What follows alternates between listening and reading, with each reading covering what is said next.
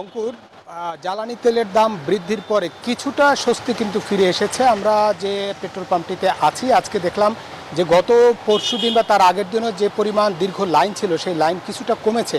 তবে তারা ভিন্ন কথা বলেছেন যে মূলত তেল সিন্ডিকেটের কারণেই এমন সংকট সৃষ্টি হয়েছে। দাম বাড়ার সঙ্গে সঙ্গে তার কিছুটা স্বস্তি কিন্তু ফিরেছে এবং বলেছে এখন কিন্তু পেট্রোল পাম্প কর্তৃপক্ষ বলছে যে যতটুকু তেল চাচ্ছেন ততটুকুই তারা সরবরাহ করতে পারছেন, অর্থাৎ ডিপো থেকে তাদের যে 20% তেল বাড়িয়ে দেওয়া হচ্ছে এবং সেটা তারা পাচ্ছেন।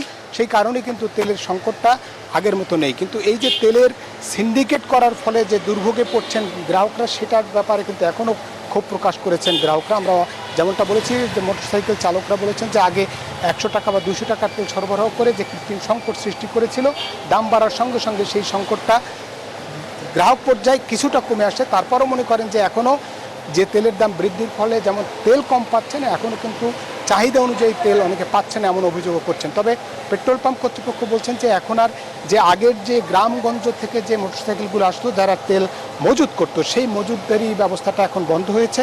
এখন কিন্তু তেলের সরবরাহ স্বাভাবিক রয়েছে। সব মিলে যদি বলি, তবে বরিশালের আজকে যে পাশাপাশি দুটি পাম্প, যেই দুটি পাম্পই কিন্তু আমরা দেখছি তেল সরবরাহ রয়েছে। তবে গত 2 দিন আগেও দেখেছি একটি পাম্প খোলা, অন্যটি কিন্তু বন্ধ ছিল। তারপরেও গ্রামগঞ্জের যে ছোট যে পাম্পগুলো সেগুলো কিন্তু ম্যাক্সিমাম সময় বন্ধ থাকে, ফলে দুর্ভোগ কিন্তু বেশি ছিল। আজকে দুর্ভোগ কিছুটা কম, এমনটাই বলেছেন গ্রাহকরা।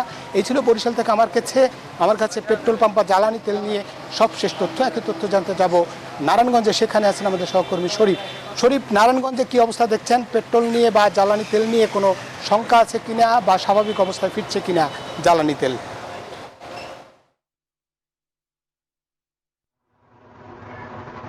ধন্যবাদ মিরন, আপনি যেমন বরিশালের চিত্র জানাচ্ছিলেন একই চিত্র কিন্তু নারায়ণগঞ্জের ফিলিং স্টেশনগুলোতে।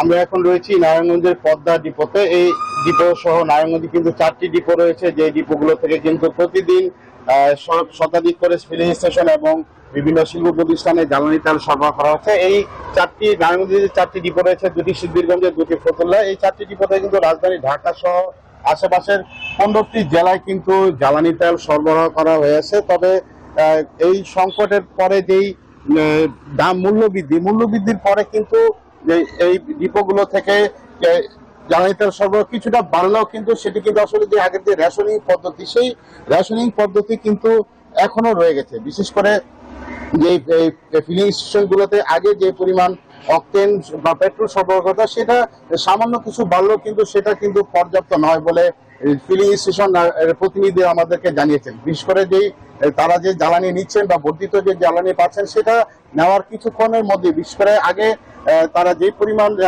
জ্বালানি তেল তারা বিক্রি করতেন, তার থেকে কিছুটা বাড়ানো হয়েছে। যে আগে বিভিন্ন ফিলিং স্টেশনগুলোতে যারা অকটেন বা পেট্রোল বিক্রি করতেন, তারা গাড়ি প্রতি 200 টাকা, মোটরসাইকেল প্রতি 200 টাকা এবং প্রাইভেট কার 10 লিটার এরকম পর্যায়ে সরবরাহ করতেন। সেটা কিছুটা বেড়েছে। তবে সেই সেই সেই সংকটটা কিন্তু বিশেষ করে ফিলিং স্টেশনগুলোতে কিন্তু অকটেন এবং পেট্রোল কিন্তু সরবরাহ কম থাকার কারণে কিন্তু সেই সংকটের অবস্থা রয়ে গেছে। আপনারা দেখতে পাচ্ছেন যে এই পদ্মা ডিপোতে কিন্তু এই গাড়ির যে স্টাফ কাট, সেটা কিন্তু আগের তুলনায় অনেকটাই বেড়েছে, বিশেষ করে বর্ধিত যে রয়েছে। এবং এই হর্স পাইপের যে জেট ফুয়েলও কিন্তু এই ডিপো গুলো থেকে প্রতিনিয়ত যাচ্ছে এবং এই ডিপোগুলোর যে বিশেষ করে জ্বালানি যে সরবরাহ, সেটা কিন্তু সকাল 7টা থেকে বিকাল 3টা পর্যন্ত অফার করে।